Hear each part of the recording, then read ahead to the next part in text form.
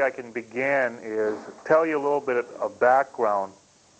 As we travel down through time, at one time everybody was basically a spiritual advisor. They knew and understood the use of energy. They knew and understood later on the use of herbs, because in the beginning there was no use for herbs, because we generally used energy. Energy basically as the healing basis for everything.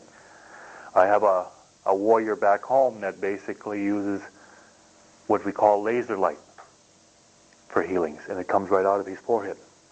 Sometimes in the sweat lodge, people will see a light that'll come out, and what he does, he works on people with just that energy. He cleans out their systems. We have another guy basically that comes in and works with the energy of the hands. He'll actually grab hot coals, put them in his hand, and then he'll heal you like that. He'll utilize the energy of the coals. But in most cases, when we heal, in the old days, we utilized energy. Energy was basically the focus. And now you see we're almost going full cycle because people are going back to it. They're starting to understand the importance of energy.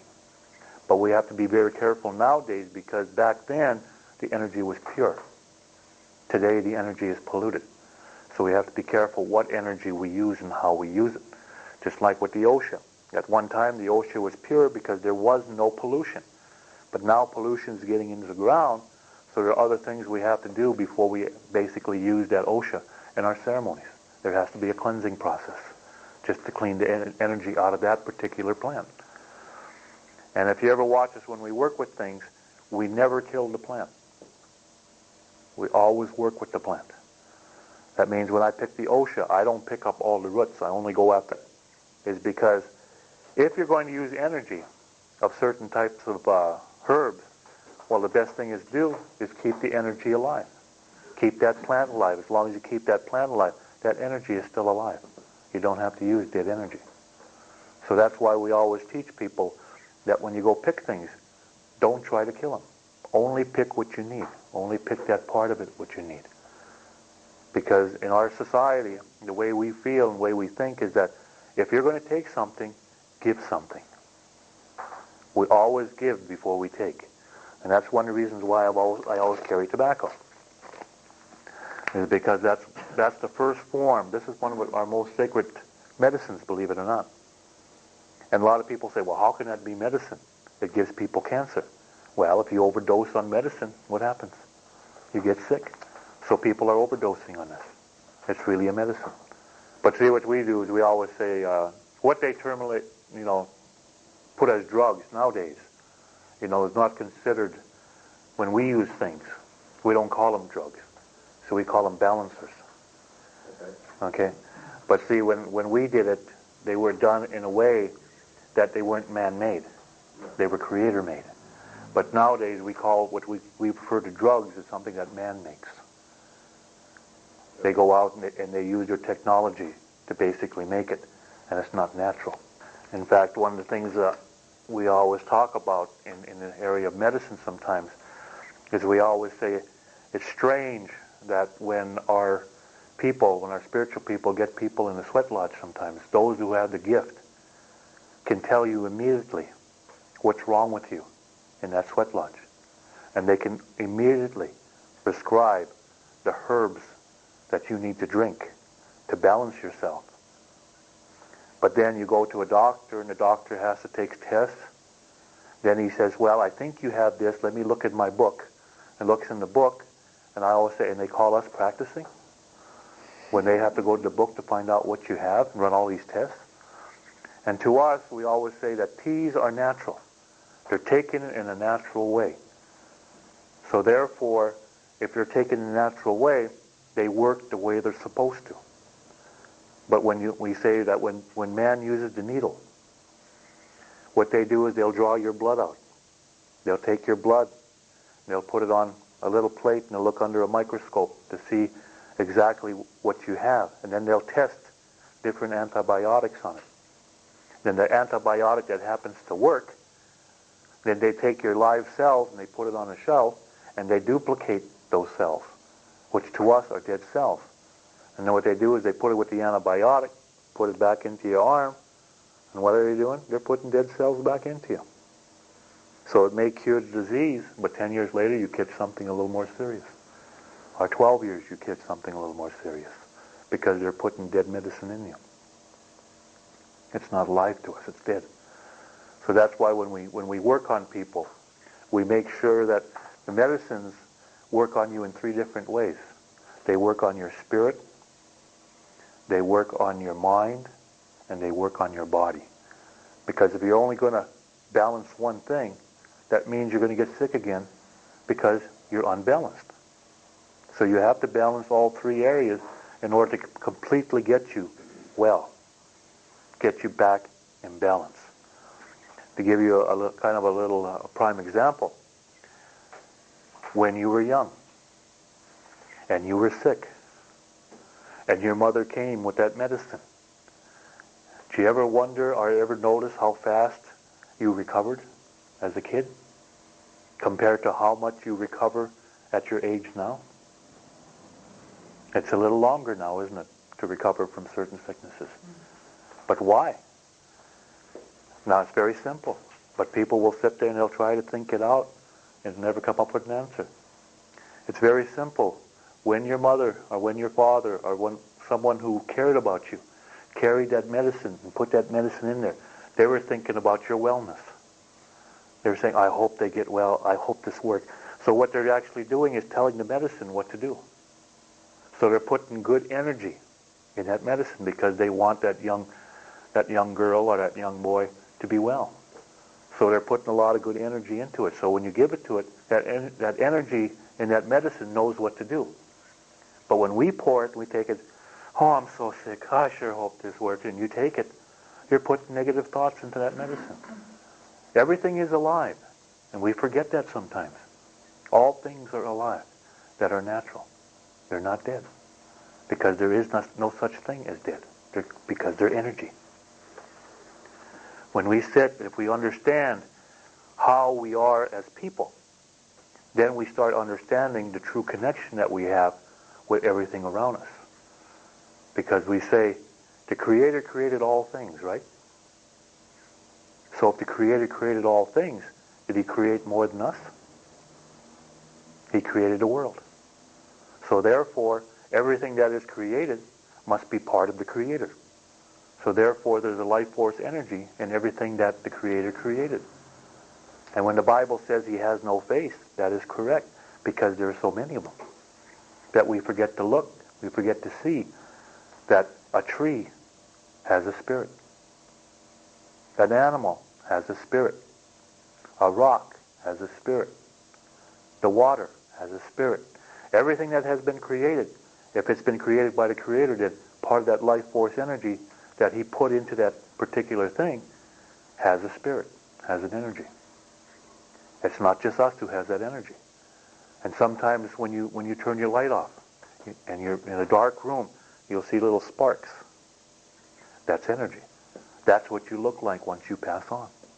That is your original form. And you can watch sometimes. If you happen to see something like a tree get cut, and as it falls, if it's dark enough, you'll see a little white energy, a little light that'll generally leave that tree. And that's basically what the true form is. That is our life force energy. If that's the case, people will say, well, when we pass on, our bodies are buried. What happens to our bodies? We return to Mother Earth. We return to dust. The body returns to dust. The mind, the brain returns to dust. They've seen the spirit. And they describe the spirit well. And when they describe it, they'll describe it in many different ways. Because number one, energy can take any form and shape it wants to. So if that's what you feel, and it goes through your spirit and comes in your mind, well, the first thing you're going to do is your mind's going to create what you want to see out of that energy. So the energy feels it and comes in that shape and form. So if you go looking for ghosts, you're going to find a ghost. You're going to find an apparition. So that's how energy works. It picks up your feelings. And we have to be careful sometimes because, see, there's always a battle going on between our mind and our spirit. And we seem to have a tendency to believe this too much. And a lot of times this will lie to us. To give you a prime example, everybody put your hands up in the air. Okay, I want you to go like this. Now I want all you guys to take your hand, come down, and put it on your chin. Now how many people put it on their chin? How come everybody has it on cheek? See? The eyes will lie. And sometimes we won't even hear because we're too busy looking. We're too busy trying to make up our own minds on what we want to hear. What I do is when I ask the Creator, I ask permission. I say, allow me to use the energies that I need in this ceremony this night. Send those energies that are needed to heal certain type of illnesses, to give certain type of visions, to give certain type of thoughts to us. And then whatever comes in, comes in. Because see, I don't see the spirits. I feel them. So because I feel them, I don't imagine them. So they don't appear in any form. They appear in lights. Because that's the way I feel them. That's the way I know that they exist. So therefore I can look and I can see the lights. Other people will see eagles come in. Other people will see, but they're true energies. It's just that that's what you want to see, so the energy appeases you. Because they figure if you see them the way you want to see them, then you become very comfortable with them. And you're not scared of them. So that's why they do it that way. So when I call in the energies, I just call in whatever energy needs to be there to help us. So it'll come mostly, my way is I see the lights, and that's how I accept them. And I know they're there because I can feel them. Because sometimes I'll be sitting there really looking for something I want to see, and I may not want to see it. So that gives you kind of an example of how we deal with life and how we see life force energy. And that's why we have such a good relationship with Mother Earth, because we do understand it. There is another level, and that's the level of spiritual advisors. The people who still understand that tradition and culture are not that important. The important thing is to bring forth that understanding that we are all alike. And in order to save the world, we got to start thinking alike. We got to go back to that original feeling. But we have a lot of problems with our medicine people, and we have a lot of problems with our shaman. That's why I do not adhere to be one, because there's always a problem. They go with tradition. They go basically with culture. And I'm not going to get stuck. Once you get stuck in tradition, once you get stuck in culture, I cannot teach no one. I cannot advise no one to go back to the original ways, because I'm stuck in tradition. And I have to teach tradition. So that's why I refuse to take on any terminology in that particular state of being a medicine man or a shaman. I am a spiritual advisor. I am here basically to advise people on how to go back to that center. How to allow them to go back to that center, not by becoming Native Americans, not by becoming some tribal members, but by becoming themselves. Learning who they are. Because you can't understand anything out there until you understand who you are and where you came from. And once you start understanding that, then it makes sense, because you have to accept yourself first. You have to accept it, because every one of you have a gift in here. But if you don't allow yourself to find out who you are, you'll never find that gift. So that's the first basis of when I do my workshops, is I try to get people basically on that level on how do they contact themselves? How do they start understanding themselves? So we start off with a simple tobacco ceremony to get them at least in the right atmosphere of how you get attention. If you want to go to the doctor, you don't go out the door and say, "Hey doc, I want to see you." You got to get on that phone. You got to call. You got to make an appointment. And you put the phone down. Well, that's what tobacco is. Tobacco is basically opening a line of channel. That's why it's sacred. It is the thing that opens up. And what you're doing is you're giving, because you're going to be asking for something. And if you want your answers, you've got to give. And tobacco was told to us a long time ago, this was what we use. Everybody had this at one time. But when the migration began, and the people went in different directions and became different races, they thought, wow, we're going to return one day. Well, we had a great earthquake, and the islands basically separated, and we became caught on different continents. They didn't take the tobacco. They only took tobacco with them. They didn't take the seeds. So they lost it. So it remained here until it was rediscovered and brought back. But it's amazing how all of a sudden tobacco became as famous as it did, because people at one time had a sense that tobacco was there at one time, but they forgot how to use it. They started rolling it up and started smoking it in forms of cigarettes, when it was supposed to be basically used for ceremonial. So that's the first thing that we teach people, is how do you get in contact. And there isn't even there's a way that you do it when you utilize tobacco if you want answers. You basically honor all the directions. There's 7 directions altogether that you honor. You got the 4 directions, which is basically your north, east, south, and west. But you have Mother Earth, you have the universe, and you have the connection between yourself and the Creator, the whole. So there are 7 directions that you have to go through when you want certain things done. And that reminds me of a little story. See? I don't know if I told you this one before or if someone heard it, but the Pope was in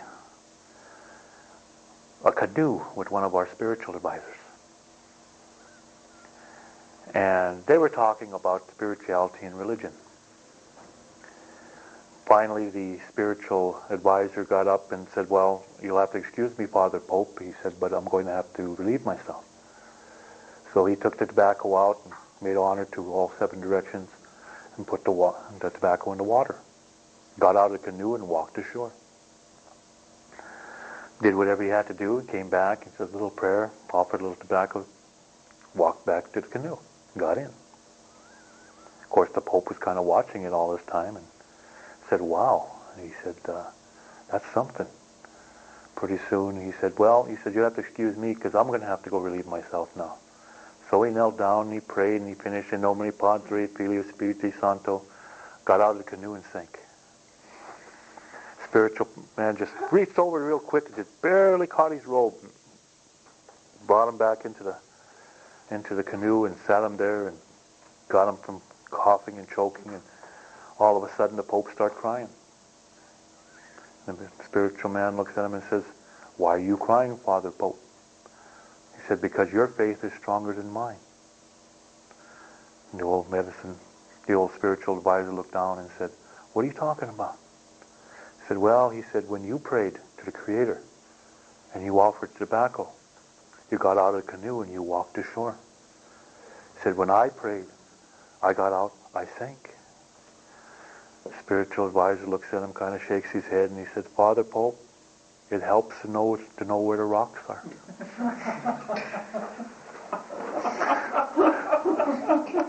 So I always use that story sometimes to get people to start thinking that life is really simple, but you have to look under the water a little bit sometimes. You have to look a little bit under that surface for the answers. But sometimes we get so deep that we can't understand, it must be a miracle, it must be this. But in reality, everything is simple. There are simple answers, there are simple questions. But because our mind does not want our spirit to become powerful, our mind controls. That is the battle that we have to overcome, is between the mind and the spirit. How many people do you see nowadays that are turning into robots? Every place you look, you can see robots being developed because their minds are being controlled. You've got to get back to that spirit. That's why there's so much sickness now, because people don't know how to deal with it anymore. And that's what I was saying. At one time, energy was the thing that we used. But for some reason, we lost our faith in energy. We've forgotten how to use the energy. So we had to go to the herbal medicines. And now we're starting to make that complete cycle where we're even going back to energy now. Like a lot of times when I'm doing my ceremonies, all of a sudden I'll hear a voice say, why are you using these tools? when you got the energy you can pull? I said, because I haven't learned how to utilize the energy yet. And they said, well, learn. It's there. It's for everybody. I said, when the Creator created all things, He gave us all this energy, all these things, all these life forms. They said, all you have to do is utilize them. They said, why are you praying to me? I gave you everything. But yet you still pray. You've forgotten how to utilize the old ways. Because we want things to be done to us now, for us. We have forgotten how to do things. He gave us everything that we need. And when I say He, it's not really a he, it's not really a she. We just like, as men sometimes, we have a tendency to say he. Women sometimes will say she. But it really is neither one. And when you get in touch with that reality of yourself, all of a sudden you really find out and you really see what the Creator really looks like. And I'm not going to tell you, because when you finally see it, you're going to say He was right. Because I've already told you what the Creator was. The first time I went up and I talked to the Creator, I was looking all over for an image of myself. It took me 6 months to finally realize there was no image. See, I gave you another secret away. Now, everything we use when we do certain things are for purposes. This right here is, I use it basically sometimes as a healing blanket, because there is a grandmother here. There's a grandmother energy. There's a grandmother energy turtle in here. And a lot of people will see it. Sometimes when they're sitting there and not feeling too good and I put this around you, I'll sit there and I'll say, now without thinking, don't think. I want you to tell me what you feel like with that blanket on. They said, very safe, very warm. I said, if I was to ask you, what kind of animal would this thing make you think of? The first thing they say, turtle. Without even thinking, they'll say turtle, because they feel it. And I don't tell them. But now if they think about it, they'd probably, and they wouldn't come up with it. Because what your gut feeling says, what you say is your gut feeling, it's really your energy. And when you listen to that particular energy, it never lies to you. And to give you a prime example, how many times have you walked out the door and it's sunny out, but all of a sudden, for no reason at all, you'll turn and you'll look at an umbrella. And then all of a sudden your mind says, well, look, it's such a beautiful day. You don't need that umbrella. It's sunshine. 4 o'clock in the afternoon, it rains. You say, I should have brought that umbrella. Simple things like that tells us the difference between our spirit and our mind and how we look at things. Things are simple. Again, we complicate them. One of the things that we do sometimes too is that we burn sage. Sage is another medicine. It's a purification. And there's an art of smudging. How you smudge people. And when you smudge people, what that basically does, it creates an energy field around you that will basically not allow negative thoughts or negative energy to be around when you do this. So what do we say? It purifies your body, purifies the area around you. I was watching Donahue one day, and this one non-native they're all talking about how they meditate the best. And they had a couple people up there who said, well, I've tried all these things, they said. And they said, it kind of works. He said, but you know what really works for us? They said, what? They said, sage. Well, what does sage do? I don't know, but it works. That was the only thing they could do, because they didn't understand what sage does. Sage, again, is a sacred medicine. It's basically used for purification. If you have a mosquito bite, you take a leaf, put it between your gum and your teeth and suck on it for a while, take it out, put it on that mosquito bite, draws all the poison out, mosquito bite completely disappears.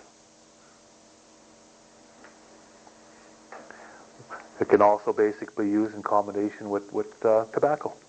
You put the tobacco and everything, put them up, Put it on a wound. If it's infected, it draws all the infection up. So there's always different type of uses for things when you utilize certain type of herbs. But that's basically what sage is used for. It's for purification.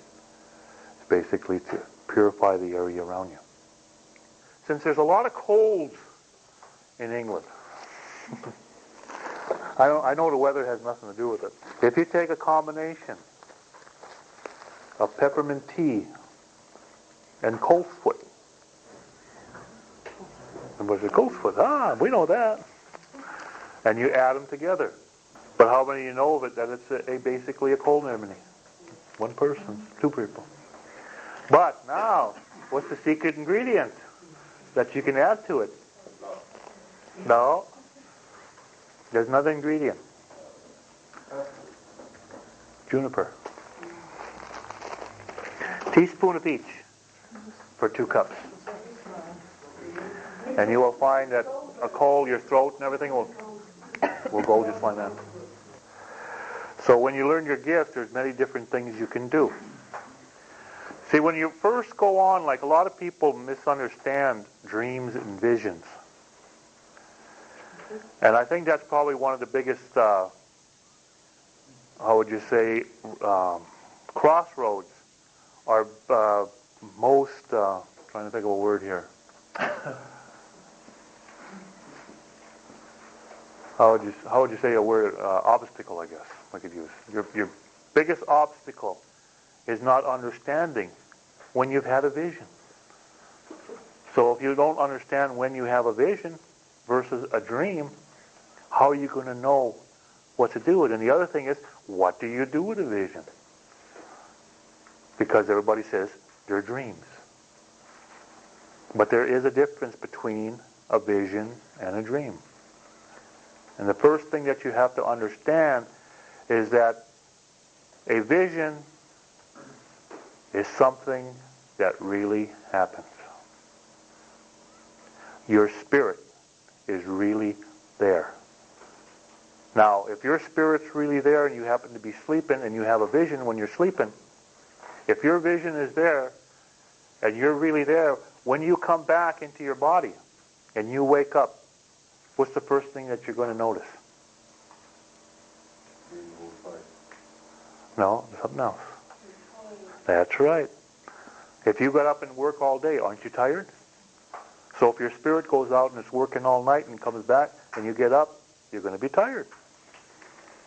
Again, simple. The other thing is that you're going to remember everything in detail because you were there. You've seen it. It was part of you. A dream, you'll hardly remember it. You'll remember little parts of it. And that's the difference between a vision and a dream. And dreams, you don't pay attention to because they're not important. You pay attention to the vision because those are the things that teach you. A lot of times you'll say, I had a nightmare, and you can remember all the details. When in fact, it wasn't giving you a nightmare. It was showing you your power. It was showing you your gift on what you could do. But we see it as a hideous monster. But if we allow our vision, we always see ourselves, when we turn and we fight, we can basically do away with that monster. And that's basically how visions will generally start. They will test you. They will see if you're ready. If you run, you're not ready. And once you pass certain tests and visions, then they'll turn around and they'll start showing you gifts. They'll start showing you what your gift is. I mean, I'm like anybody else. The first vision I had, I was scared. I didn't fight it. I tried to run from it. So they knew I wasn't ready. So I had to go through a special ceremony. I went through a special ceremony. Then the next vision they gave me, I fought, and I won. Then they said I was worthy. So therefore, then they start teaching me things. They start showing me things. They are basically what we call helpers, the helpers of the Creator. They'll show us certain things. They'll be instructed by the Creator to show us certain things. So they come down and you'll have a vision. You may have a battle. You may have a spiritual battle when you're in there. You're actually physically fighting. And then later on, what they do is they'll come and they'll show you, like, when I got the cancer medicine, it came from a woman. It came from an elder. I was sitting, and she took me under the ocean. And when we came back to the ocean, she said, I no longer fear you. I understand you. So therefore, there must be a bridge that must be built between your world and our world. And then she said, this is for you, and she gave me a gift. And when I looked at it, I recognized 4 ingredients on what she had, but there was 7 altogether. And I understood right away the 4th. And they showed me one of the ingredients. I knew exactly what it was. But I couldn't figure out what the other 3 was. So I went into Canada about a year later, and I found one of them. So now I had 5. And just in January, I was called up by one of the spiritual people up in Canada again. And they said, we know you have one of the key ingredients that we need for the cancer medicine. If you give us that key ingredient, we'll give you the 2 you're looking for. So that's how it worked. I had an ingredient they needed, and they had the ones I needed, so we traded off. So now I have all my combinations. But see, that's how you have to work sometimes. Sometimes it's not easy, because sometimes you're not aware of when you look at it. If you don't know what you're looking at, it's hard for you to interpret what you're looking at, because you don't have the ancient ways anymore. So sometimes it takes a little bit longer. Or sometimes they'll work in different ways by allowing it to come to you through different means, but it'll always come to you. My giant turtle shell. I was sleeping, and all of a sudden, an elderly woman came. And they said, you have to go up north. And she spoke in Ojibwa. She said, Anishinaabe, Nabi. And then she said something I didn't understand. And I said, what the heck is that? And I sat there, and she said, you've got to go up north. You have to come and get it. So a week later, I packed up all my stuff, getting ready to go up north, and one of my buddies asked me, why are you going up north? I was told to go up north. Why? I said, I'm going to get my giant turtle shell. And I stopped there and said, now how in the hell did I know it was a giant turtle shell? I said, is that what it is? So when I got up in North Dakota, and went up into Canada, went looking for my turtle shell. No turtle shell. Came all the way back, no turtle shell. So I finally said, well, maybe I'm up here too early. Maybe I'm supposed to come another time. So I got my car all packed up and got ready to leave. Telephone call. Answered it, and this one lady said, would you come over to my house and smudge it? I said, okay, well, let me talk to one of the clan mothers and see if she'll come with me. So I went and talked to the clan mother and asked her if she would come with me, and she said, yeah. So we went over to her house to smudge it. She didn't even ask me to smudge her house. Once I got there, we just started talking. Next thing I know, she said, would you come into the kitchen? So I walked in the kitchen. There was my giant turtle shell. And she said, I was told that this may belong to you. And I said, well, I don't know. I was told I was supposed to come up here to get one. But I don't know if that is the one. She said, well, we'll see if that belongs to you. So she took it off, and it was laying on this blanket. She took it off, and they put it on my back. The minute they put it on my back, there was a thunder and a lightning that came down. And her eyes were about like that, and she said, it is yours. Take it. So that's how I got my giant turtle shell. But a lot of times they'll tell you. Now most gifts, almost every gift that you get from the vision world will come in the form of a woman, a grandmother. They are the bearers of gifts. So when, again, this elderly woman was sitting there, and I was watching her and she was watching me, all of a sudden this deer came in. And it laid down right in front of me, and I looked at it, and it had a hump on its back about that big. And I sat there and I said, well, I don't know if I can do anything for you. I was going to pet it. And as I put my hand down, all of a sudden, lightning came out of my hands, blue lightning. And I said, wow. So I went like that, and more blue lightning came out. And I just started going, I started playing with it. And next thing I noticed, that hump, that tumor was gone on that deer. It was completely gone. Got up and it thanked me and it took off. And then I remember the old woman telling me, one day you will receive this gift where all you have to do is use your energy and you will be able to cure. And then about almost 6 months, 7 months later, in the middle of the night, in the middle of Denver, Colorado, a deer walked in to my yard and up to my window. Unfortunately, they scared him away before I had a chance to realize it was out there. But that could have been the messenger coming, letting me know it was time. Because you never see a deer in a city. And it came right, jumped right up over that one fence, they said, and walked right up to my window. In fact, the people who seen it couldn't believe it, so they went outside and scared it away. So maybe it's just, I'll have to wait a while before it comes to me. But that's how things come to you sometimes. And that's why it's very important sometimes to remember your visions. And at first start writing them down, because sometimes our mind plays tricks on us, and they'll make us forget it right away, because they don't want to give up that power to the spirit. The mind. The mind is very powerful, remember. And they want control of the body. So we have to sometimes allow that spirit to become strong, to start taking over. And it's very simple sometimes, and sometimes it can be hard. We control that. We control how much energy we use when we do utilize things. But that's why it's so important to write your visions down, because if you try to interpret them with this, they're not going to make sense. But all of a sudden you may be going someplace, driving someplace, or walking someplace, all of a sudden, that's what it meant. It comes to you naturally.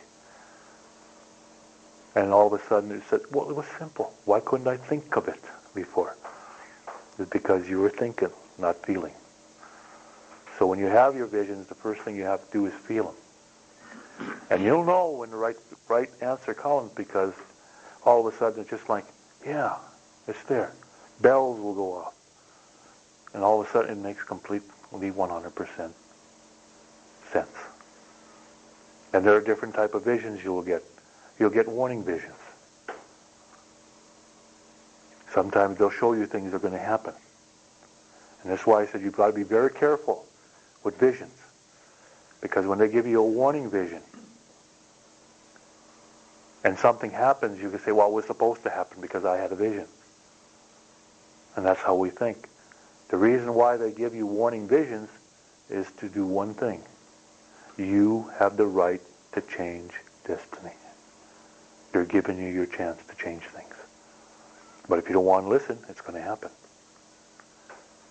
But we can't get to a point where we're saying, well, I see it in my vision, so it's going to happen, and not do anything about it.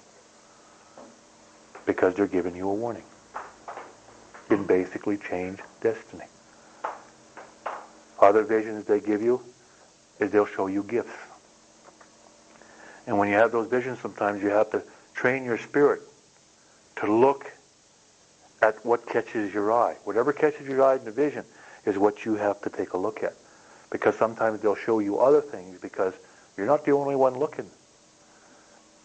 There are other people who go into your visions to steal things, to take some of your gifts. So sometimes they become very tricky. But you'll know right away, because you'll be pulled to it. In all of your visions, you'll remember that thing in detail. And that belongs to you. So what you do, if they show you something, you make it. It's yours. It's your tool. They're showing you basically how to use the tool. How to use that energy. Another one is what I call a walking vision. And I'm sure everybody in here had a walking vision. Another name for it is deja vu. How many of you sat there all of a sudden, this happened before? That's a walking vision. What the walking vision is that they will show you something, but then they'll take it away. Because they know that you have to walk that path and go through that particular lesson, walk that particular path, and not try to change it, because this is part of what you're supposed to learn. So all of a sudden, when you finally get there, it's deja vu. It happened before. Now, I'll share something with you. This was a gift that was given to me. And this comes from the vision world. And I use it. I use its energy. So I made it. But it's not the way the vision showed me, because it cannot be duplicated. So therefore, I didn't do it correctly. I know what it looks like. My spirit knows what it looks like, because this shirt's inside of me now. I don't need to carry it. But I do, because it makes people more comfortable when they see it. Even though the shirt is part of me now. The shirt's inside of me. What this does, one of its gifts, it has many gifts, but one of its main gifts is to stop hemorrhaging. And to stop, basically, the brain from being destroyed. I've used it 3 times since I've had it for that particular purpose, and 3 times it has worked. I don't use it very often. I used it on my sister. She had 2 blood vessels break in her brain. Doctors basically said she was dead. They said it would be a miracle if she lived, and if she lived, she would have permanent brain damage. So this was the first time I was kind of hesitant. I didn't really believe too much in this stuff. I used to say it was hogwash.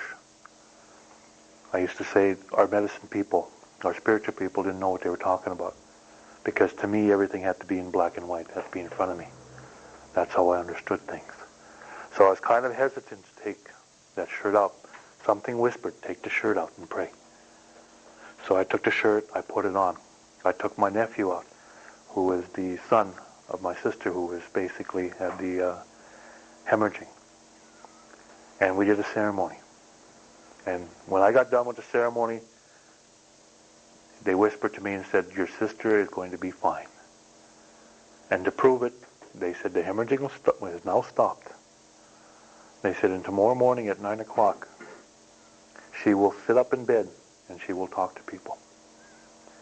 So I turned to my nephew and I looked, I said, Tony, and his mouth was, I heard. He goes, he couldn't believe it. He said, my mom is going to be all right. And to this day, he does not remember that ceremony.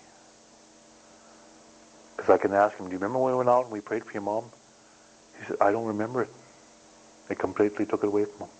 He doesn't remember it. But when I called and I talked to one of my other sisters, and I asked her, I said, how's Bernice doing?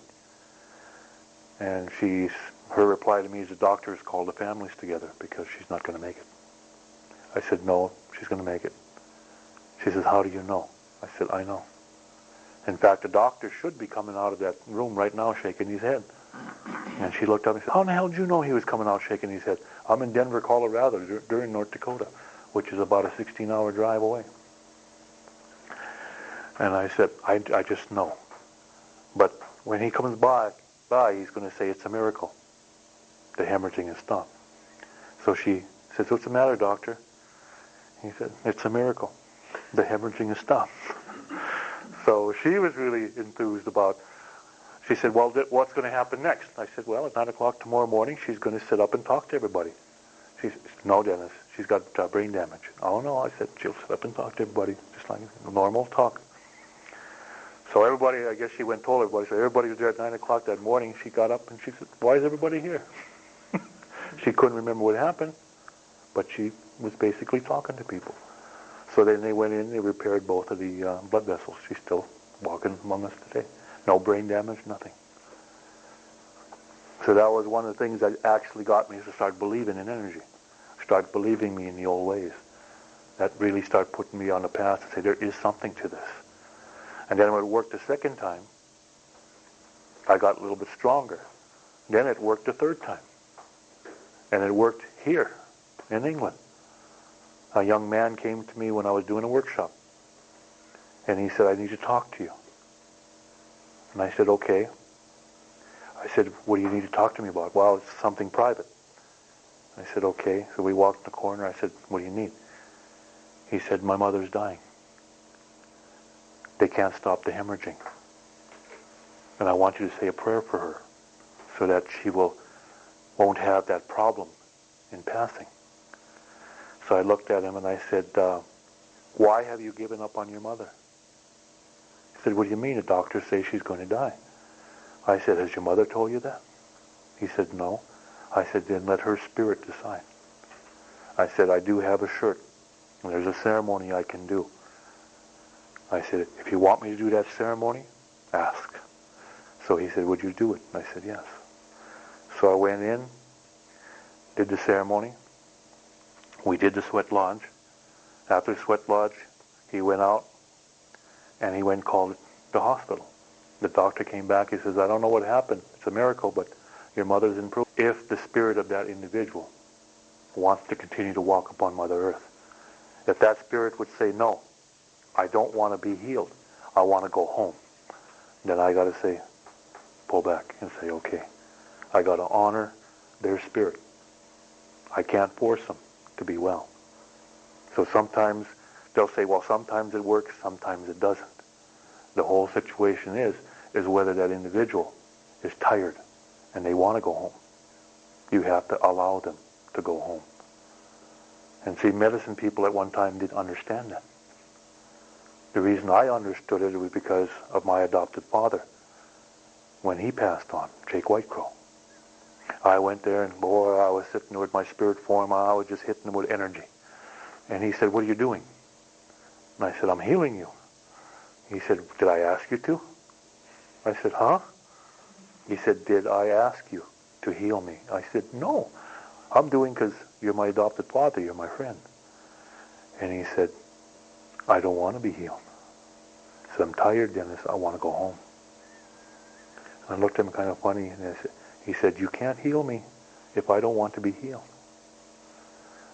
So I pulled back on that and I looked at him. I said, yeah, but Jake, I said, you're my friend. And I want you to walk with me a few more years. He said, no, Dennis. He said, I'm just too tired. So I did what I had to do. I have to go home now.